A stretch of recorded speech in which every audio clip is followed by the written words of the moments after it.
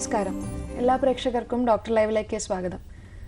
അപകടത്തിൽപ്പെട്ടോ മറ്റെന്തെങ്കിലും അസുഖങ്ങളുടെ കാരണമായോ എല്ലുകൾക്കുണ്ടാകുന്ന വൈകല്യങ്ങളുടെ ചികിത്സയ്ക്കായി ചെയ്യുന്ന ശസ്ത്രക്രിയ, ഡിഫോമിറ്റി കറക്ഷൻ സർജറി, ഈ വിഷയത്തെക്കുറിച്ചാണ് ഇന്ന് ഡോക്ടർ ലൈവ് ചർച്ച ചെയ്യുന്നത്.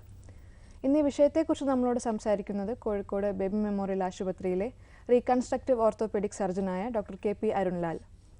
നമസ്കാരം ഡോക്ടർ. ഡോക്ടർ ലൈവിലേക്ക് സ്വാഗതം. ഈ ഡിഫോമിറ്റി കറക്ഷൻ അഥവാ ഡിഫോമിറ്റി കറക്ഷൻ സർജറി എന്നുകൊണ്ട് ഉദ്ദേശിക്കുന്നത് എന്താണ്? ഡിഫോമിറ്റി എന്ന് വെച്ചാൽ നമ്മുടെ മലയാളത്തിൽ വൈകല്യം. ഓക്കെ, അതായത് നമ്മുടെ ശരീരത്തിൻ്റെ അല്ലെങ്കിൽ ശരീരത്തിൻ്റെ ഏതെങ്കിലും ഭാഗത്തിൻ്റെ നോർമൽ ഷേപ്പിൽ നിന്നും ഡിഫറെൻ്റ് ആയിട്ട് വരുന്ന ഒരു അവസ്ഥ.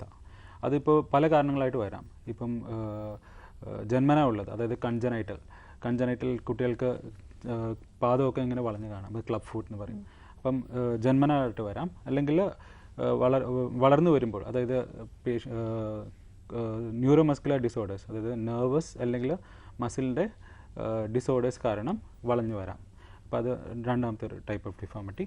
മൂന്നാമത്തേത് നമ്മുടെ ആർത്രൈറ്റിസ്, അതായത് വാദസംബന്ധമായിട്ടുള്ള പ്രോബ്ലംസ് കൊണ്ടുള്ള ഡിഫോമിറ്റീസ്, അതായത് ആമവാദം പോലുള്ള അത് കാരണമുള്ള ഡിഫോമിറ്റീസ് വരാം. നാലാമത് നമ്മൾ മോസ്റ്റ് കോമൺ ആയിട്ട് കാണുന്നത് നമ്മുടെ ആക്സിഡൻറ്റ്സ് കാരണം ഇപ്പം ഫ്രാക്ചർ വന്ന് എല്ല് പൊട്ടി, അത് ഒന്നുകിൽ അത് കൂടാതിരിക്കാം, അല്ലെങ്കിൽ തെറ്റായ രീതിയിൽ കൂടാം, അല്ലെങ്കിൽ അത് ഷോർട്ടനായിട്ട് വരാം, അതായത് ചെറുതായി പോകാം. അപ്പോൾ ആ കാല് ചെറുതായി വരുന്ന ഒരവസ്ഥ. അപ്പം പിന്നെ പ്രായാധിക്യത്തിൽ, ഇപ്പം ഓൾഡ് ഏജിൽ നമുക്ക് കാണാം നമ്മുടെ ചില ആൾക്കാരുടെ കാലുകളൊക്കെ ഇങ്ങനെ പോലെ വളഞ്ഞിരിക്കുന്നത്. അപ്പോൾ അതൊരു ഡിഫോമിറ്റി ആയിട്ട്. അപ്പോൾ ഇങ്ങനെ നമുക്ക് ജനറലി ഇത്ര ടൈപ്പായിട്ട് ഡിഫോമിറ്റി. അപ്പം ഇതിൻ്റെ കറക്ഷൻ കൊണ്ട് ഉദ്ദേശിക്കുന്നത് ഈ അവസ്ഥയിൽ നിന്ന് നമ്മൾ നോർമൽ ഷേപ്പിലേക്ക് കൊണ്ടുവരുന്ന ഒരു സർജറി. അതാണ് റീകൺസ്ട്രക്റ്റീവ് സർജറി കൊണ്ട് ഉദ്ദേശിക്കുന്നത്. 100% ഡിഫോമിറ്റി മാറ്റാൻ കഴിയുന്നുണ്ട്. ഡിഫോമിറ്റി നമുക്ക് 100% എന്ന് വെച്ചാൽ 100% നമുക്ക് ഗോഡിന് മാത്രമേ സാധിക്കൂ. പക്ഷെ അങ്ങനെയല്ല, നമുക്ക് നോർമൽ ലൈഫിലേക്ക് തിരിച്ച്, അതായത് പേഷ്യൻറ്റിന് മറ്റേ കാല് ഉപയോഗിക്കുന്ന അതേപോലെ തന്നെ ഈ കാലും അല്ലെങ്കിൽ ഈ കൈയും യൂസ് ചെയ്യാൻ പറ്റുന്ന ഒരവസ്ഥയിലേക്ക് നമുക്ക് കൊണ്ടുവരാൻ പറ്റുന്നതായിരിക്കും. കോൾ ഉണ്ട് ഡോക്ടർ. ഹലോ. ഡോക്ടർ ലൈവിലേക്ക് സ്വാഗതം. ആരാ സംസാരിക്കുന്നത്? എന്റെ പേര് അമീർ. ഞാൻ പട്ടാമ്പി അടുത്തുനിന്നാണ് വിളിക്കണത്. ഡോക്ടറോട് ചോദിച്ചോളൂ. സാർ, എന്റെ കൈ ഇപ്പൊ അടുത്ത് വീണിട്ട് ജോയിന്റിന്ന് വിട്ടു. അതിപ്പോ ഡോക്ടർ മറ്റേ ബ്ലാസ്റ്റർ ഇട്ടിട്ട് 22 ദിവസം ബ്ലാസ്റ്റർ ഇട്ടു. ഇപ്പൊ കൈ മറന്നുമില്ല, ഫുള്ളായിട്ട് നീരുന്നില്ല. ഇപ്പൊ അത് പറ്റിയിട്ട് ഇപ്പൊ എത്ര കാലം ഏതാ? 3 മാസമായി. 3 മാസമായി. ഇപ്പോൾ പുതിയ എക്സ്റേ ഒന്നും കാണുന്നില്ല. എന്നാലും എല്ലൊന്നും പൊട്ടിയിട്ടില്ല എന്ന് ഞാൻ വിചാരിക്കുന്നു. പൊട്ടിയിട്ടില്ല. കുഴലിൽ നിന്ന് തെറ്റിയത് മാത്രമാണല്ലോ. എത്ര ദിവസം പ്ലാസ്റ്റർ ഇട്ടു? 22 ദിവസം. ഓക്കെ. ഇപ്പോൾ ആസ് സച്ച് അത് ഗ്രാജുവൽ ഫിസിയോതെറാപ്പി മാത്രം ചെയ്താൽ മതി. ഫിസിയോതെറാപ്പിയിലൂടെ തന്നെ അത് ഫ്ലെക്ഷൻ എക്സ്റ്റൻഷൻ, അതായത് മടക്കലും നീട്ടലും ഫിസിയോതെറാപ്പി മാത്രം ചെയ്തു കഴിഞ്ഞാൽ തന്നെ ഒരുവിധം ശരിയാവുന്നതാണ്. ഇപ്പോൾ 3 months ആയിട്ടുള്ളൂ. 3 monthsന് നമുക്ക് വേറെ ഓപ്പറേഷനോ അല്ലെങ്കിൽ അതിൻ്റെ ഒരു ആവശ്യമോ തോന്നുന്നില്ല. അത് ഫുള്ളായിട്ട് നിവരേണ്ടത്. ഫിസിയോതെറാപ്പി പ്രോപ്പറായിട്ട് ചെയ്തു കഴിഞ്ഞാൽ എന്തായാലും ഓൾമോസ്റ്റ് നിങ്ങൾക്ക് 100% ശരിയാക്കാൻ പറ്റുന്നതാണ്. അതല്ല, ഞാൻ കൊളപ്പുള്ളിയൊരു ഡോക്ടറെ കാണിച്ചപ്പോ അവര് പറഞ്ഞു 5 ഡിഗ്രി നീരൂലെന്ന് പറഞ്ഞു. ഫൈനൽ 5 degrees അത് നമുക്ക് ഫിസിയോതെറാപ്പിയിലൂടെ പൂർണ്ണമായിട്ടും ശരിയാക്കാവുന്നതാണ്. അത് അതല്ലേ? വിളിച്ചതിന് നന്ദി ഡോക്ടർ. മറ്റൊരു കോളും കൂടി ഉണ്ട്. ഹലോ. ഡോക്ടർ ലൈവിലേക്ക് സ്വാഗതം. ആരാ സംസാരിക്കുന്നത്? ഞാൻ സുധാകരൻ, പാലക്കാട് മുണ്ടൂര്. ഡോക്ടറോട് ചോദിച്ചോളൂ.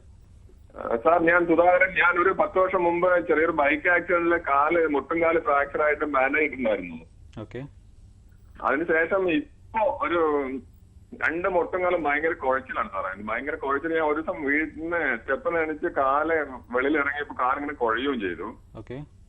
ആ സമയത്ത് ഡോക്ടറെ കാണിച്ചപ്പോൾ കുഴപ്പമൊന്നുമില്ല, അത് അപ്പൊ ആ BP-യുടെ വേരിയേഷൻ കൊണ്ട് സംഭവിച്ചതായിരിക്കാന്ന് പറഞ്ഞു. പക്ഷെ ഇത്ര ദിവസമായിട്ട് ആ കാല് ആ ഒരു ബലം വരുന്നില്ല എനിക്ക്. ബലക്കുറവിന് പണ്ട് ഇപ്പൊ ഇത്രയും കാലം, ഇപ്പൊ 10 വർഷം മുന്നേ ആണെന്ന് പറഞ്ഞു. ഇപ്പൊ ഈ 10 വർഷമായിട്ട് ഇതിനൊരു പ്രശ്നം ഉണ്ടായിരുന്നില്ല, അങ്ങനെയാണോ? ഇല്ല, 10 വർഷമായിട്ട് ഒരു പ്രശ്നം ഉണ്ടായിരുന്നില്ല. അപ്പൊ അത് ആ ആക്സിഡന്റ് ആയിട്ട് റിലേറ്റഡ് ആയിക്കൊള്ളണമെന്നില്ല. ഓക്കെ, അതിന് വേറെ തന്നെ പല കാരണങ്ങളും ഉണ്ടാവാം. ഇപ്പം മസിലിന് ബലക്ഷയം വരുന്നത് ഒക്കെ വേറെ പല കാരണങ്ങൾ കൊണ്ടാവാം. ഈ 10 വർഷം മുന്നേയുള്ള ആക്സിഡന്റ് നമ്മൾ ഇത്രയും കാലം നോർമൽ ആയതുകൊണ്ട് അത് ആയിട്ട് കോറിലേറ്റ് ചെയ്യേണ്ട ആവശ്യമില്ല. അത് പ്രോപ്പറായിട്ട് ഒന്നുകൂടി അസസ് ചെയ്യണം, അത് എന്താണ് പ്രോബ്ലം എന്നുള്ളത്. അപ്പോൾ അത് നമ്മൾ എക്സാമിൻ ചെയ്തിട്ട് തന്നെ ശരിയാക്കാം. ഏത് ഡോക്ടറെ കാണിക്കാം, ഏത് ഡിപ്പാർട്ട്മെന്റിൽ കാണിക്കാം എന്ന് പറയുന്നത്? ഓർത്തോ ആൻഡ് ന്യൂറോ രണ്ടും കാണിക്കണം. Okay okay okay. വിളിച്ചതിന് നന്ദി. Thank you. Doctor, deformity correction surgery ഇത് എങ്ങനെയാണ് ചെയ്യുന്നത്? അതിൻ്റെ തന്നെ മറ്റ് ഈ ഉപയോഗിക്കുന്ന ഉപകരണങ്ങൾ എന്തൊക്കെയാണ്? ഓക്കെ, ഡിഫോമിറ്റി കറക്ഷൻ സർജറി നമ്മൾ നേരത്തെ പറഞ്ഞ പോലെ ഇപ്പം കുട്ടികൾക്കുണ്ട്, മുതിർന്ന ആൾക്കാർക്ക്. അപ്പോൾ കുട്ടികൾക്ക് ഉണ്ടാവുന്നത്, കുട്ടികളുടെ ഒരു പ്രധാന അഡ്വാൻറ്റേജ് എന്താണ്? അവരുടെ ഗ്രോത്ത് ആണ്. അപ്പോൾ ആ ഗ്രോത്ത് നമുക്ക് അതിൻ്റെ ഗ്രോത്ത് നമ്മൾ പ്രോപ്പറായിട്ട് കൊണ്ടുവന്നാൽ ആ ഡിഫോമിറ്റി കറക്റ്റായിട്ട് വരാം. ഇപ്പോൾ ഉദാഹരണത്തിന് ക്ലബ് ഫുട്ട് ഞാൻ പറഞ്ഞു, കാല് മാത്രം വളഞ്ഞു നിൽക്കുന്നത്, നമുക്കതിന് പ്ലാസ്റ്റർ മാത്രം, കുട്ടി വളരുന്നതിനനുസരിച്ച് ഒരു 6 പ്ലാസ്റ്റർ, പോൺസിറ്റി എന്ന് പറഞ്ഞിട്ടൊരു സർജൻ്റെ ടെക്നിക്കാണത്. അപ്പോൾ ഒരു 6 ആഴ്ചയായിട്ട് നമുക്ക് അതിൻ്റെ പ്ലാസ്റ്റർ ഇട്ടിട്ട് അത് സ്ട്രെയിറ്റ് ആയിട്ട് കൊണ്ടുവരാം. സ്ട്രെയിറ്റ് ആയിട്ട് കൊണ്ടുവന്ന് കഴിഞ്ഞിട്ട് പിന്നെ കുറച്ച് സ്പ്ലിൻറ്റ് ഇട്ടിട്ട് അത് ശരിയാക്കാം. അപ്പോൾ അത് പ്ലാസ്റ്റർ ഒരു ടെക്നിക്കാണ്. രണ്ടാമത്തെ ഗ്രോത്ത് മോഡുലേഷൻ എന്ന് പറയും. കുട്ടികൾക്ക് വളർച്ചയുടെ കാലിൻ്റെ അറ്റത്തും തൊടലിൻ്റെ അറ്റത്തും ഒക്കെ എല്ല് വളരുന്ന ഭാഗമുണ്ട്. ആ എല്ല് വളരുന്ന ഭാഗത്തിനെ നമ്മൾ മോഡിഫൈ ചെയ്ത് കഴിഞ്ഞാൽ ഒരു വളഞ്ഞ കാലം നമുക്ക് സ്ട്രെയിറ്റ് ആയിട്ട് കൊണ്ടുവരാൻ പറ്റുന്നതാണ്. അതാണ് കുട്ടികളുടേത്. മെയിനായിട്ട് വരുന്നത് ഇത് രണ്ടുമാണ്. മുതിർന്ന ആൾക്കാരിൽ ഇപ്പം ആക്സിഡൻ്റ് ഒക്കെ വെച്ച് ഇപ്പം ഇത് വരുന്നത് നമുക്ക് ശരീരത്തിൻ്റെ പുറത്ത് ഉപയോഗിക്കുന്ന ഇൻസ്ട്രുമെൻറ്റ്സ് ഉണ്ട്, ശരീരത്തിൻ്റെ ഉള്ളിൽ ഉപയോഗിക്കുന്നുണ്ട്. ശരീരത്തിൻ്റെ പുറത്ത് ഉപയോഗിക്കുന്നതാണ് നമ്മുടെ ഇലിജാരോ അപ്പാരറ്റസ് എന്ന് പറയുന്ന ഈ ring and wire surgery. Okay, ഇത് ഡിവൈസ് ചെയ്ത് ഇലിജാരോ എന്ന് പറയുന്നൊരു ഫേമസ് റഷ്യൻ ഫിസിഷ്യനാണ്. ആളുടെ ഒരു ടെക്നിക്കാണത്. അപ്പോൾ അതാണ് ഒരു ഡിവൈസ്. പിന്നെ നമ്മൾ ഒരു സൈഡിൽ മാത്രം ഉപയോഗിക്കുന്ന ലിം റീകൺസ്ട്രക്ഷൻ സർജറി സിസ്റ്റംസ് ഉണ്ട്. ഈ ഒരു സൈഡിൽ മാത്രം ഉപയോഗിച്ച് ചെയ്യുന്ന റീകൺസ്ട്രക്ഷൻ ഡിവൈസ് ഉണ്ട്. പിന്നെ നമ്മൾ ശരീരത്തിൻ്റെ ഉള്ളിൽ ഉപയോഗിക്കുന്നതായിട്ടുള്ള, അതായത് പ്ലേറ്റ്സ്, സ്ക്രൂസ്, ഇത് വെച്ചിട്ട് ചെയ്യാവുന്നതും ആണ്. ഓക്കെ, ഇത് എത്ര കാലം ശരീരത്തിൽ ഘടിപ്പിച്ച് വെക്കുന്നതാണ്? ഓക്കെ, അത് നമ്മുടെ എത്രത്തോളം ഡിഫോമിറ്റി ഉണ്ട് അതിനനുസരിച്ചാണ്. അപ്പം ഇങ്ങനത്തെ ഇൻസ്ട്രുമെൻറ്റ്സ് യൂസ് ചെയ്യുമ്പോൾ ഇപ്പോൾ കാലിന് ഒരു ഡിഫോമിറ്റി, ഇപ്പം നോർമൽ കാലിൻ്റെ ഇല്ല, ഇത് ഇങ്ങനെയാണ് നിൽക്കുന്നത്. ഇപ്പം നമ്മൾ ആക്സിഡൻറ്റ് പറ്റി ഒരു വളവ് വന്നതിന് ശേഷം ഇപ്പം ഇങ്ങനെ വളഞ്ഞു നിൽക്കുകയാണ്. ഓക്കെ, ഇതൊരു എല്ലാം ബോൺ മോഡൽസാണ്. അപ്പം ഇതിങ്ങനെ വളഞ്ഞു നിൽക്കും. ഇപ്പോൾ ഒരു ഉദ്ദേശം ഒരു 20 ഡിഗ്രി വളവുണ്ട്. അപ്പോൾ ഇത് സ്ട്രെയിറ്റ് ആയിട്ട് കൊണ്ടുവരണമെങ്കിൽ നമ്മൾ ഇലിജാരോ പ്രിൻസിപ്പിൾസ് ആണ് നമ്മൾ യൂസ് ചെയ്യുന്നത്. ഒറ്റയടിക്ക് വേണമെങ്കിൽ കൊണ്ടുവരാം. നമുക്ക് ബോൺ കട്ട് ചെയ്ത് സ്ട്രെയിറ്റ് ആക്കി വെച്ച് കഴിഞ്ഞാൽ അപ്പോൾ നമുക്ക് ഉള്ളിൽ പ്ലേറ്റ്സ് ആണ് യൂസ് ചെയ്യുന്നത്. അല്ല, നമുക്ക് ഗ്രാജുവൽ കറക്ഷൻ, അതായത് അക്യൂട്ട് കറക്ഷൻ ആണ് നമ്മൾ നേരത്തെ പറഞ്ഞത്, ഒറ്റ കട്ട് ചെയ്തിട്ട് സ്ട്രെയിറ്റ് ആയിട്ട് വെച്ചിട്ട് അതിൽ പ്ലേറ്റ് ഇടുന്നത്. ഗ്രാജുവൽ കറക്ഷൻ എന്ന് പറഞ്ഞാൽ പതുക്കെ ഇത് കട്ട് ചെയ്ത് പതുക്കെ, അതായത് 1 mm ആണ് ഒരു ദിവസം നമ്മൾ നീക്കുക. അങ്ങനെ 1 ഡിഗ്രിയാണ് ഏകദേശം നമ്മൾ കറക്ഷൻ. അപ്പോൾ 1 ഡിഗ്രി കറക്ഷൻ വെച്ച് നമ്മൾ ഒരു 20 ഡിഗ്രി ഉണ്ടാകുമ്പോൾ ഒരു 25 ദിവസം ഇത് ഈ അപ്പാരറ്റസ് ഉപയോഗിച്ചിട്ട് നമുക്ക് ഡിഫോമിറ്റി സ്ട്രെയിറ്റ് ആക്കാൻ പറ്റും. പിന്നെ ഇതിൻ്റെ ഒരു പ്രത്യേകത, ഈ ഡിവൈസിൻ്റെ പ്രത്യേകത, നമ്മൾ സ്ട്രെയിറ്റ് ആയി കഴിഞ്ഞ ശേഷം നമ്മുടെ ഉള്ളിലുണ്ടാവും നമ്മുടെ നോർമൽ ബോണാണ് വേണ്ടിയിട്ടുള്ളത്. അപ്പോൾ വേറെ പ്ലേറ്റോ ഒന്നും ഉള്ളിൽ വെക്കേണ്ട ആവശ്യമില്ല, ഇത് തന്നെ ഉപയോഗിച്ചാൽ മതി. അത് ബോൺ ഫോം ഇപ്പോൾ 20 ദിവസം ആണെങ്കിൽ 60 ദിവസം അത് വെക്കണം. അപ്പോൾ നമ്മൾ ഹോസ്പിറ്റൽ ഡേ ഇത്ര വേണ്ട, നമുക്ക് 5 ദിവസം മതി. 5 ദിവസം മാത്രം ഹോസ്പിറ്റലിൽ നിന്നിരുന്നാൽ മതി. കാരണം ബാക്കി നമ്മൾ പേഷ്യൻറ്റിനെ പഠിപ്പിച്ച് എന്താ ചെയ്യേണ്ടതെന്ന് പഠിപ്പിച്ച് regular follow up, every 10 days അല്ലെങ്കിൽ 20 days നമ്മൾ ഫോളോ അപ്പ് ചെയ്ത് എക്സ്റേ നോക്കി സ്ട്രെയിറ്റ് ആയി വരുന്നവരെ നമ്മൾ ഫോളോ അപ്പ് ചെയ്യേണ്ടതാണ്. കോൾ ഉണ്ട് ഡോക്ടർ. ഹലോ, ഡോക്ടർ ലൈവിലേക്ക് സ്വാഗതം. ആരാ സംസാരിക്കുന്നത്? ഇത് കുറ്റിയാടിന്ന് സാജിർ. ഡോക്ടറോട് ചോദിച്ചോളൂ. എന്റെ വൈഫിന്, പിന്നെ എന്റെ ഭാര്യക്ക് കിഡ്നി മാറ്റിയതാ. മാറ്റിയ ഒരു കൊല്ലം കഴിഞ്ഞാല് കാലിന് വേദന വന്നു. കാലിലോട്ട് രക്തയോട്ടം കുറവ്. അതിന് ഒരു ഓപ്പറേഷൻ ചെയ്ത് മറ്റേ എല്ല് തുളച്ച് രക്തം ഇറക്കാൻ വേണ്ടി.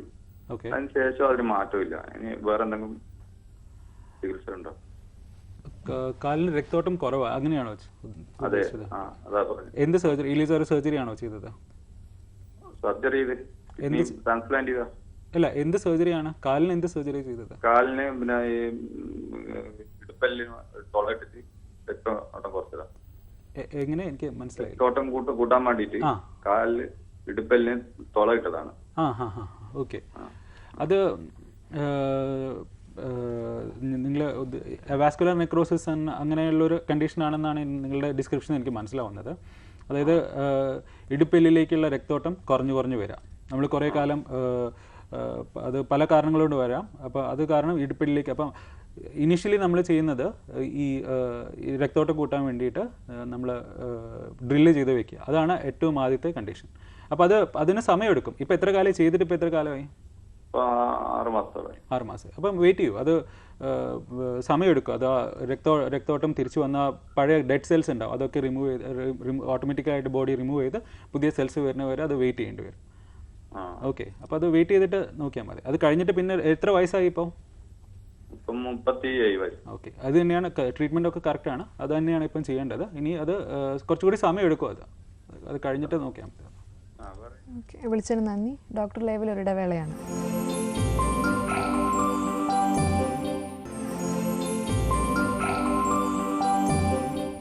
ഡോക്ടർ ലൈവ് തുടരുന്നു. ഡോക്ടർ, നമുക്കൊരു കോൾ ഉണ്ട്. ഹലോ, ഡോക്ടർ ലൈവിലേക്ക് സ്വാഗതം. ആരാ സംസാരിക്കുന്നത്? ഞാൻ 52 വയസ്സുണ്ട്, ഒരു അമ്മയാണ്. ചോദിച്ചോളൂ. എനിക്ക് ഗ്രാനൈറ്റിൽ വീണ് എന്റെ ബുണ്ടിന്റെ ഭാഗം ജോയിന്റ് പൊട്ടിപ്പോയി. 7 മാസമായി. ഡോക്ടർ അത് ഊറില്ലാന്ന് പറഞ്ഞായിരുന്നു, ബാള് മാറ്റണമെന്ന്. എന്നിട്ട് ഇപ്പൊ ഊറിക്കൊണ്ടിരിക്കുന്നു. എന്നാൽ വീണ വശം ഉള്ള കാല് നീളം കൂടുതലാണ്. സ്വാതന്ത്ര്യമായിട്ട് നടക്കാനൊന്നും നല്ല വേദന മാറിയില്ല. നീളം കുറവിന് ഈ യാന്തലിരിക്കുവോ, ഇത് ഇനി ഓപ്പറേഷന് പോകാതെ തന്നെ കുഴപ്പമുണ്ടോ എന്ന് ചോദിക്കാൻ വേണ്ടി. നീളം കുറവിന് ഓപ്പറേഷൻ ചെയ്യുന്നതിന് എന്ത് പ്രശ്നമുണ്ടോ? നീളം കൂടുതലാണ് കാല്. ഓക്കെ, ആ കാല് നീളം കൂടിയോ? അതാണോ? കൂടി 1.5 ഇഞ്ച് കൂടുതലുണ്ട്. 1.5 ഇഞ്ച് കൂടുതലുണ്ട്. അതുകൊണ്ട് എന്താ ബുദ്ധിമുട്ട് എന്താ ഉള്ളത്? വലിയ നടക്കുമ്പോഴൊരു യാന്തലുണ്ട്. പിന്നെ സ്വാതന്ത്ര്യമായിട്ട് പഴയതുപോലെ കുനിഞ്ഞൊരു സാധനം നല്ല എടുക്കാൻ പറ്റില്ല. ഡോക്ടർ പറഞ്ഞത് ഇപ്പൊ ഓപ്പറേഷന്റെ ആവശ്യമില്ല, ഇങ്ങനെ ഇരുന്നാലും കുഴപ്പമില്ല. അതെ, 1.5 ഇഞ്ച് നീളം കൂടുതലൊന്നും പ്രശ്നമുള്ള കാര്യമില്ല. ബിക്കോസ് നമുക്ക് നടക്കുമ്പോഴുള്ള ആ പ്രോബ്ലം നമുക്ക് ഷൂ റേസ് മാത്രം മതി. നമ്മുടെ ഒരു കാലിൻ്റെ ഷൂസിൻ്റെ ചെറുതായിട്ടൊരു റേസ് കൊടുത്തു കഴിഞ്ഞാൽ തന്നെ, അല്ലെങ്കിൽ ചെരുപ്പിന് ചെറുതായിട്ടൊരു റേസ് കൊടുത്തു കഴിഞ്ഞാൽ ആ ഏറ്റക്കുറച്ചുകളിൽ ശരി. ബാക്കി നമ്മുടെ നോർമൽ ആക്ടിവിറ്റീസും ഒക്കെ നോർമലായിട്ട് പോകുന്നുണ്ട്. പെയിൻ ഒന്നും ഇല്ലെങ്കിൽ ഒന്നും ചെയ്യണ്ട. അത് നല്ല വേദനയുണ്ടോ? നല്ല വേദനയില്ല, ഫസ്റ്റിലൊന്ന് കുറഞ്ഞു തന്നെ വരുന്നുണ്ട്. ഓക്കെ, മുന്നേ ഉള്ളതിനെക്കാട്ടും എനിക്ക് തോന്നുന്ന ഒരു 30% കുറഞ്ഞില്ലേ ഇപ്പം? അത് കുറച്ചുകൂടി വെയിറ്റ് ചെയ്താൽ മതി, അത് കുറഞ്ഞോളൂ. അത് പിന്നെ ഈ നടത്തത്തിന്റെ ഏറ്റക്കുറച്ചിലിന് വേണ്ടി നിങ്ങൾക്ക് ആ ചെരുപ്പിന് ഒരു റേസ് കൊടുക്കുന്നത് നല്ലതായിരിക്കും. അത് ഓക്കെ. വിളിച്ചിരുന്നു, നന്ദി. ഡോക്ടർ, എത്ര സമയം നീണ്ടു നിൽക്കുന്ന ശസ്ത്രക്രിയയാണ് ഈ റീകൺസ്ട്രക്റ്റീവ്? ആ ശസ്ത്രക്രിയയും നമ്മൾ ഉദ്ദേശിക്കുന്ന നമ്മുടെ കോംപ്ലക്സിറ്റി, അതായത് ഈ ഡിഫോമിറ്റിയുടെ കാഠിന്യം എത്രത്തോളം ഉണ്ട് അതിനനുസരിച്ച്. ഇപ്പം ഇങ്ങനെ നമ്മൾ ഈ ബോൺ മോഡൽസ് ഇങ്ങനെയാണെങ്കിലും നമ്മുടെ ഇതിന് ചുറ്റുമുള്ള ആവരണം, അതായത് നമ്മുടെ സ്കിന്ന്, സോഫ്റ്റ് ടിഷ്യൂ, ഇത് മസിൽസ്, ഇതിൻ്റെയൊക്കെ കണ്ടീഷനിങ്. അപ്പോൾ നമ്മൾ ആ എല്ലാം കീറിയിട്ടാണ് നമ്മൾ അതിൻ്റെ ഉള്ളിലേക്ക് എത്തുന്നത്. അപ്പോൾ ആ സർജറി അത് ഡിസെക്ഷൻ ഇതിനൊക്കെ ആയിട്ടുള്ള സമയം എടുക്കുക. ആവറേജ് ഒരു ഇലിസാറോ സർജറി നമുക്കൊരു 3 hours എടുക്കും. 3 hours ഫ്രം അനസ്തീഷ്യ കൊടുക്കുന്ന മുതൽ ഔട്ട് സൈഡ് വരെ.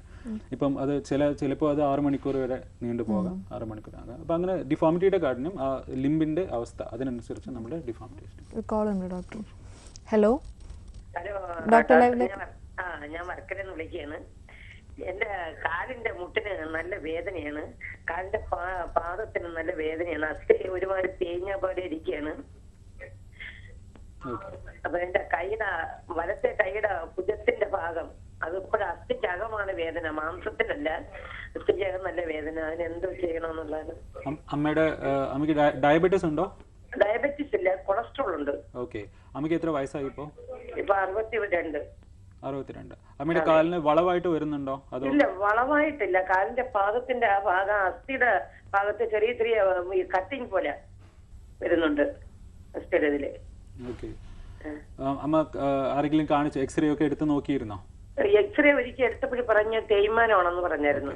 62 വയസ്സിൽ നമ്മുടെ തേയ്മാനം, നമ്മുടെ മുട്ടിന്റെ തേയ്മാനം യൂഷ്വലി വരുന്നത് ഈ കാലിന് ചെറിയ ഒരു വളവ് അങ്ങനെ എന്തെങ്കിലും ഉണ്ടാവുമ്പോഴായിരിക്കും. അത് നമ്മുടെ ഫുൾ ലെങ്ത് എക്സ്റേ, നമ്മുടെ ഇടുപ്പ് മുതൽ താഴെ പാദം വരെയുള്ള എക്സ്റേ എടുത്ത് നോക്കി അതിൽ വളവുണ്ടോ നോക്കി. വളവുണ്ടെങ്കിലാണ് യൂഷ്വലി യങ് ഏജിൽ, അതായത് ചെറിയ പ്രായത്തിൽ, ഇപ്പം 40 മുതൽ 65 അല്ലെങ്കിൽ 65 വയസ്സ് വരെ നമ്മൾ അങ്ങനെ ഒരു അവസ്ഥ വരുന്നത് ഈ ചെറിയ വളവ് കാരണമായിരിക്കാം.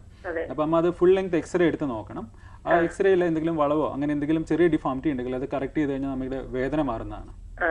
ഓക്കെ, പിന്നെ പാദത്തിന്റെ വേദന യൂഷ്വലി അത് പ്ലാന്റാർ ഫേഷ്യേറ്റിസ് എന്ന് പറയും. അമ്മ ഡയബറ്റീസ് ഇപ്പോൾ ചെക്ക് ചെയ്തിട്ട് എത്ര കാലമായി? ഡയബറ്റിക് ഇപ്പൊ മെനഞ്ഞാന്ന് ഞാൻ ടെസ്റ്റ് ചെയ്തായിരുന്നു. ഡയബറ്റിക് ഇല്ല, കൊളസ്ട്രോളേ ഉള്ളൂ. Okay fine. അപ്പം മറ്റേത് പാദത്തിന്റെ അടിയിൽ വരുന്ന ചെറിയ നീർക്കെട്ടാണ് അത്. അതിന് അതിൻ്റെതായിട്ടുള്ള ഫിസിയോതെറാപ്പി ഉണ്ട്, നമ്മുടെ ചെറിയ വീട്ടിൽ നിന്ന് ചെയ്യാൻ പറ്റുന്ന ട്രീറ്റ്മെന്റ്സും ഉണ്ട്. അത് അടുത്തുള്ള ഡോക്ടറെ കണ്ടു കഴിഞ്ഞാൽ തന്നെ ചെയ്ത് പറഞ്ഞു. ഓക്കെ, വിളിച്ചതിന് നന്ദി. ഡോക്ടർ നേരത്തെ സൂചിപ്പിക്കുകയുണ്ടായി എല്ലുകളുടെ ലെങ്ത് കൂട്ടുന്ന ഈ ജന്മനാൽ ഹൈറ്റ് കുറവ് ഉള്ള ആൾക്കാർക്ക് ഇങ്ങനെ എന്തെങ്കിലും സർജറി കൊണ്ട് ഹൈറ്റ് കൂട്ടാനുള്ള നിർത്തിയുണ്ടോ? അത് ജന്മന അത് നമ്മൾ കോസ്മെറ്റിക് ലെങ്തനിങ് എന്നാണ് അതിൻ്റെ പേര് പറയുക. നമ്മൾ യൂസ് ചെയ്യുന്നത് സെയിം ഡിവൈസ് തന്നെ, നമ്മുടെ ഇലിസോറി ഡിവൈസ് വെച്ചിട്ട് തന്നെ ചെയ്യാൻ പറ്റും. അതും നമ്മൾ 1 mm ഒരു ദിവസമാണ് നമ്മൾ ഇൻക്രീസ് ചെയ്യുന്നത്. എന്നാലേ ബോൺ ഉള്ളിൽ നോർമലായിട്ട് വളരും. അതിൽ കൂടുതൽ സ്പീഡിൽ നമ്മൾ ഒരിക്കലും ചെയ്യാൻ പാടില്ല. അതാണ് ഇലിസോറി പ്രിൻസിപ്പിൾ. അപ്പോൾ നമുക്കിപ്പം 6 to 7 centimeters ഒരു കുഴപ്പമില്ലാതെ നമുക്ക് ഇൻക്രീസ് ചെയ്യാൻ പറ്റും. അതിലും കൂടുതൽ ചെയ്യാൻ പറ്റും. അത് പേഷ്യൻ്റെ കണ്ടീഷൻ. ഇപ്പം കാലിന് നമ്മൾ നീളം കൂട്ടുന്ന വെച്ചാൽ നമ്മുടെ സോഫ്റ്റ് ടിഷ്യൂ ഒക്കെ വലുതാണ്. നമ്മൾ എല്ലും അതിൻ്റെ ചുറ്റുമുള്ള ആവരണം എല്ലാമാണ് നീട്ടുന്നത്. അപ്പോൾ നീട്ടുമ്പോൾ അത് നമ്മളെ സോഫ്റ്റ് ടിഷ്യൂസിനാണ് അതിന് ലിമിറ്റേഷൻ.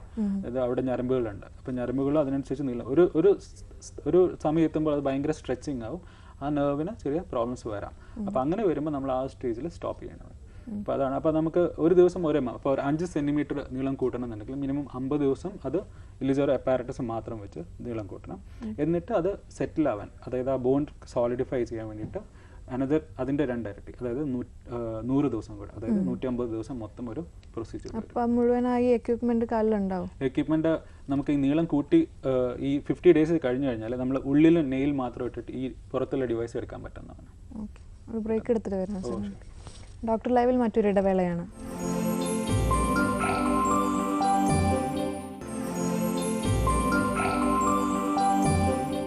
ഡോക്ടർ ലൈവ് തുടരുന്നു. ഡോക്ടർ കോൾ ഉണ്ട്. ഹലോ, ഡോക്ടർ ലൈവിലേക്ക് സ്വാഗതം. ആരാ സംസാരിക്കുന്നത്? ഇത് ശ്യാമി എന്ന് പറയുന്ന ഒരു ഡോക്ടറെ ചോദിച്ചോളൂ. സാർ, എനിക്ക് നട്ടലിന് നല്ല പ്രോബ്ലം ഉണ്ട്. ഓക്കെ. അത് ഇപ്പൊ എക്സ്റേ എടുത്ത് നോക്കിയപ്പോ നട്ടലിൽ നല്ല തേയ്മാനമുണ്ട്. തേഞ്ഞ് ഇങ്ങനെ അതിന്റെ ഫ്ലൂയിഡ് ഇന്ന് പോയിട്ടുണ്ടെന്ന് പറയുന്നു. അത് ഇപ്പൊ ഞാനൊരു ആയുർവേദ ട്രീറ്റ്മെന്റിലേക്ക് ആണ് ചെന്നത്. അപ്പോൾ അവരാണ് പറയുന്നത് ഇപ്പൊ MRI എടുത്ത് നോക്കിയാൽ അത് കുറച്ചുകൂടി വ്യക്തമായിട്ട് അറിയാൻ പറ്റുമെന്ന് പറയുന്നു. ഇത് ആയുർവേദ ട്രീറ്റ്മെന്റ് നല്ലതാണോ അതോ അലോപ്പതിയാണോ നല്ലത് സാർ? അങ്ങനെ ഒരു ആയുർവേദമാണോ നല്ലത്, അലോപ്പതിയാണോ നല്ലത് എന്നുള്ളത് അതിനെ പറ്റിയിട്ട് എനിക്ക് ആധികാരികമായിട്ട് സംസാരിക്കാൻ പറ്റില്ല. എൻ്റെ അതായത് അലോപ്പതി ചികിത്സ ഇതിൽ നല്ല രീതിയിലുണ്ട്. ആയുർവേദത്തെ പറ്റി അതിന്റെ ഡോക്ടർമാർ സംസാരിക്കുന്നതായിരിക്കും അതിനെക്കാട്ടും. ഉണ്ടാവുമോ? എനിക്കൊരു ഡൗട്ട് എന്ന് പറയുന്നത് ഈ ഫ്ലൂയിഡ് തിരിച്ച് നമ്മൾ ഇത് ട്രീറ്റ്മെന്റ് എടുത്തു കഴിഞ്ഞാൽ പഴയ ലെവലിൽ നമ്മൾ നട്ടൽ കൊണ്ടുവരാൻ കഴിയുമോ? അമ്മയ്ക്ക് ഇപ്പൊ എത്ര വയസ്സായി? ഇപ്പം എനിക്ക് 42 ആയി. 42 ആയിട്ടുള്ളൂ. അപ്പം ഫ്ലൂയിഡ് പോകുന്നത് അതിനനുസരിച്ച് ഈ ഫ്ലൂയിഡ് പോകുന്നത് നമ്മളെ എല്ലാവർക്കും വരുന്ന ഒരു അവസ്ഥയാണ്. അതായത് നമ്മുടെ പ്രായം വരുന്നത്, നമ്മുടെ മുടി നരയ്ക്കുന്ന പോലെ തന്നെ അതിൻ്റെ ഉള്ളിൽ നിന്ന് ഫ്ലൂയിഡ് പോവാം. അപ്പോൾ അത് തിരിച്ചു വരുന്ന ഒരു അവസ്ഥ അങ്ങനെയല്ല. അതിൻ്റെ ട്രീറ്റ്മെൻറ്റ് വരുന്നത് അതിന് എന്തുകൊണ്ടാണ് അമ്മയ്ക്ക് അതുകൊണ്ട് എന്താണ് സിംറ്റം ഉള്ളത്. ഇപ്പം ഫ്ലൂയിഡ് പോയതുകൊണ്ട് മാത്രം അമ്മയ്ക്ക് വേദന വരില്ല. പ്രോബ്ലം വരുന്നത് അത് കൂടെ തന്നെ അതിൻ്റെ കൂടെ ഡിസ്ക് എന്ന് പറയുന്ന സംഭവമാണ്. അപ്പോൾ ആ ഡിസ്ക് ബാക്കിലേക്ക് തട്ടിയിട്ടുള്ള അവസ്ഥകളിലാണ് വേദന വരുന്നത്. അപ്പൊ അങ്ങനെ അതുണ്ടോന്ന് ഒരെണ്ണം തള്ളിയിട്ടുണ്ട്, ഒരു ഡിസ്ക് തള്ളിയിട്ടുണ്ട്. MRI എടുത്തോ? MRI എടുക്കാതെ എക്സ്റേ തന്നെ അറിയാൻ പറ്റുന്നുണ്ട്. ഒരു ഡിസ്ക് ഇങ്ങനെ തള്ളി നിൽക്കുന്നുണ്ട്, ബാക്കിയെല്ലാം തേഞ്ഞിട്ടുണ്ടെന്ന് പറഞ്ഞു. അത് കൂടുതൽ വ്യക്തമായിട്ട് അല്ലെങ്കിൽ ക്ലിയർ ആയിട്ട് മനസ്സിലാവണമെങ്കിൽ അത് MRI എടുത്ത് നോക്കിയാലേ നമുക്ക് മനസ്സിലാവും. എക്സ്റേയിൽ നമ്മൾ ഡിസ്കിന്റെ ഷേപ്പ് ഒന്നും നമുക്ക് കാണില്ല. എക്സ്റേ ഒരു അനുമാനം മാത്രമാണ്, ഇത് തള്ളിയിട്ടുണ്ടാവാം എന്ന് മാത്രമേ നമുക്ക് പറയാൻ പറ്റുള്ളൂ. അത് തള്ളിയിട്ടുണ്ടെന്ന് ഉറപ്പ് വരുത്താൻ വേണ്ടിയിട്ട് നമുക്കത് MRI ചെയ്ത് നോക്കുന്നതായിരിക്കും നല്ലത്. അത് ചെയ്ത് നോക്കി അതിനനുസരിച്ച് ചികിത്സ എടുക്കുന്നതായിരിക്കും നല്ലത്. ഓക്കെ, വിളിച്ചതിന് നന്ദി. ഡോക്ടർ, ഈ ഡിഫോമിറ്റി കറക്ഷൻ സർജറി 20 കൊല്ലത്തോളമായി ചെയ്തു വരുന്ന ഒന്നാണ്. ഇപ്പോൾ നൂതന രീതികൾ എന്തൊക്കെയാണെന്ന് വിശദീകരിച്ചു. ഓക്കെ, ഡിഫോമിറ്റി കറക്ഷൻ ഇപ്പം ഞാൻ പറഞ്ഞു. ഇപ്പം ഇങ്ങനൊരു ഡിഫോമിറ്റി, ഇപ്പം നമ്മളൊരു 20 ഡിഗ്രി ഉള്ളൊരു ഡിഫോമിറ്റി അല്ലെങ്കിൽ 21 ഡിഗ്രി ഉള്ള ഡിഫോമിറ്റി ഉണ്ട്. അപ്പോൾ ഇത് നമ്മൾ സ്ട്രെയിറ്റ് ആക്കണം. ഇപ്പോൾ ഇത് ഇലിസോറി ഡിവൈസ് വെച്ചിട്ട് നമ്മളത് സ്ട്രെയിറ്റ് ആക്കുന്നു. ഇപ്പം ഈ എല്ലാം ഇത് നമ്മൾ സ്ട്രെയിറ്റ് ആയിക്കൊണ്ടുവന്നു. അപ്പോൾ ഇത് നമുക്ക് കറക്റ്റ് ചെയ്ത് വരുമ്പോൾ ചിലപ്പോൾ അത് 22 ഡിഗ്രി ആവാം, 19 ഡിഗ്രി ആവാം, 18 ഡിഗ്രി ആവാം. അപ്പോൾ ആ ഒരു കറക്ഷൻ നമുക്ക് പെർഫെക്റ്റ് ആക്കണമെങ്കിൽ നമുക്ക് ഇപ്പോഴത്തെ നമ്മളെ നൂതന സാങ്കേതിക, അതായത് കമ്പ്യൂട്ടർ അസിസ്റ്റഡ് ഡിവൈസസ് ഉണ്ട്. അപ്പോൾ അതിലൊരു 6 ആക്സിസ് ഉള്ള ഒരു സിസ്റ്റം ഇതിലേക്ക് കണക്ട് ചെയ്ത് അത് കമ്പ്യൂട്ടറായിട്ട് കണക്ട് ചെയ്തിട്ട് അപ്പോൾ കമ്പ്യൂട്ടർ പറയും ഇത് കറക്റ്റ് 20 ഡിഗ്രി ആക്കണമെന്നുണ്ടെങ്കിൽ നമ്മൾ എങ്ങനെ അത് മാനിപ്പുലേറ്റ് ചെയ്യണം. അപ്പോൾ അത് കറക്റ്റായിട്ട് നമ്മളത് കറക്റ്റ് 20 ഡിഗ്രീസ് ആയിട്ട് തന്നെ ചെയ്യാൻ നമ്മൾ കമ്പ്യൂട്ടർ അസിസ്റ്റഡ് ചെയ്യുമ്പോൾ അതൊന്ന്. പിന്നെ നമുക്ക് ലെങ്തനിങ് ചോദിച്ചു. ഇപ്പോൾ ലെങ്തനിങ്ങിനും ഇപ്പോൾ നമുക്ക് ഇപ്പം ഈ ഡിവൈസ് യൂസ് ചെയ്യാതെ ഉള്ളിൽ മാത്രം നെയിൽ യൂസ് ചെയ്തിട്ട് നെയിൽ കൊണ്ട് പുറത്ത് ചെറിയ മാനിപ്പുലേഷൻ ചെയ്തിട്ട് നെയിൽ കൊണ്ട് നമുക്ക് ഉള്ളിൽ തന്നെ കാലിൻ്റെ ഉള്ളിൽ നീളം കൂട്ടാൻ പറ്റുന്നതാണ്. അതൊന്നും അത് ഇന്ത്യയിൽ വന്നിട്ടില്ല. മറ്റേത് ഇപ്പോഴും നമ്മൾ ഞാനും ഹോസ്പിറ്റലിൽ ചെയ്യുന്നുണ്ട്. നമ്മൾ 6 ആക്സിസ് കറക്ഷൻ ഡിവൈസ്. കമ്പ്യൂട്ടറിൻ്റെ എൻട്രി നമുക്ക് ഇതിൽ നമ്മുടെ ജോലി കൂടുതൽ പെർഫെക്ഷൻ കുറച്ചുകൂടി നന്നായിട്ട് കൊണ്ടുവരാൻ പറ്റുന്നുണ്ട്. സർജറിയിൽ എന്തെങ്കിലും കോംപ്ലിക്കേഷൻസ് ഉണ്ടോ? ഇലിജാരോ സർജറിയുടെ കോംപ്ലിക്കേഷൻ ഇമ്മീഡിയറ്റ് പീരീഡിൽ പേഷ്യൻറ്റിന് കുറച്ച് പെയിൻ, കാരണം ഇതിൽ കുറേ നിങ്ങൾക്ക് കാണാം കുറേ പിൻസ് ആൻഡ് വയേഴ്സ് ഉണ്ട്. അപ്പോൾ ഈ വയേഴ്സും നമ്മുടെ സ്കിന്നിൻ്റെ ഉള്ളിൽ കൂടിയാണ് പോകുന്നത്. അപ്പോൾ ആ ടച്ച് ചെയ്യുന്ന സ്ഥലത്ത് ഇനീഷ്യലി കുറച്ച് പെയിൻ വരാം. അപ്പോൾ അത് നമ്മൾ പ്രോപ്പറായിട്ട് ഇട്ടതാണെങ്കിൽ, പ്രോപ്പറായിട്ട് അപ്ലൈ ചെയ്ത ഒരു ഇലിജാരോ ഡിവൈസ് ആണെങ്കിൽ പെയിൻ വളരെ കുറവായിരിക്കും. ഇൻഫെക്ഷൻസിന് സാധ്യതയുണ്ട്. അതെ, അത് തന്നെ രണ്ടാമത്തെ ഇത് ഇൻഫെക്ഷൻ. അപ്പോൾ നമ്മൾ ഇത് ഡെയിലി ഞാൻ അഡ്വൈസ് ചെയ്യുന്നത് പേഷ്യൻ്റെ അടുത്ത് സ്കിന്നും ഈ പിന്നും തമ്മിലുള്ള ആ ജംഗ്ഷൻ അത് എന്നും ക്ലീൻ ചെയ്യണം. എന്നും ക്ലീൻ ചെയ്ത് നമ്മൾ തന്നെ വൃത്തി സ്വന്തമായിട്ട് പേഷ്യൻ്റ് സ്വന്തമായിട്ടാണ് എല്ലാം ചെയ്യുക. അപ്പോൾ എല്ലാം ക്ലീൻ ചെയ്ത് വൃത്തിയായിട്ട്. അപ്പോൾ ഈ ക്ലീനിങ്ങിലൊരു നമ്മൾ ഈ ക്ലീനിങ് എന്നും നമ്മൾ ഓയിൻമെൻ്റ് ഒന്നും വെച്ച് ക്ലീൻ ചെയ്യേണ്ട ആവശ്യമില്ല. ഡെയിലി കുളിക്കണം. ഇത് വെച്ചിട്ട് തന്നെ കുളിക്കണം. കുളിച്ചിട്ട് അതിൻ്റെ മുകളിൽ നമ്മൾ ചൂടുള്ള വെള്ളം കൊണ്ടാണ് നമ്മൾ ക്ലീൻ ചെയ്യുന്നത്. സ്റ്റെറൈൽ ഗോസ് വെച്ചിട്ടാണ് ഡ്രസ്സിങ് ചെയ്യുന്നത്. അപ്പോൾ ഈ ഒരു പ്രോസസ്സിൽ എന്തെങ്കിലും വ്യത്യാസം വരുമ്പോൾ, അതായത് അണുക്കളുള്ള കൈ വെച്ചിട്ടുള്ള ചെയ്യുമ്പോൾ അങ്ങനെ വരുമ്പോൾ നമ്മൾ പുറത്തുനിന്ന് ഒരു എക്സ്റ്റേണൽ സോഴ്സ് വേറെ വരുമ്പോഴാണ് നമുക്ക് ഇൻഫെക്ഷൻ പോലുള്ള സംഭവങ്ങൾ വരുന്നത്. അത് നമ്മൾ പ്രോപ്പറായിട്ട് ശ്രദ്ധിച്ചാൽ, പ്രോപ്പർ ഗൈഡൻസിൽ പോവുകയാണെങ്കിൽ, പറഞ്ഞത് അതേപോലെ തന്നെ ചെയ്യുകയാണെങ്കിൽ യൂഷ്വലി ഇൻഫെക്ഷനും വരാനുള്ള സാധ്യത കുറവാണ്.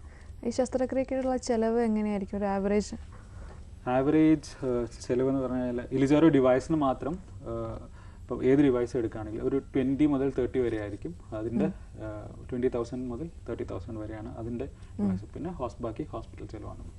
ഓക്കെ, ഡോക്ടറിൻ്റെ സമയം ഇവിടെ പൂർണ്ണമായി. ഈ ഇലിജാരോ സർജറിയെക്കുറിച്ച് ഞങ്ങൾക്ക് വിശദീകരിച്ചു തന്നതിന്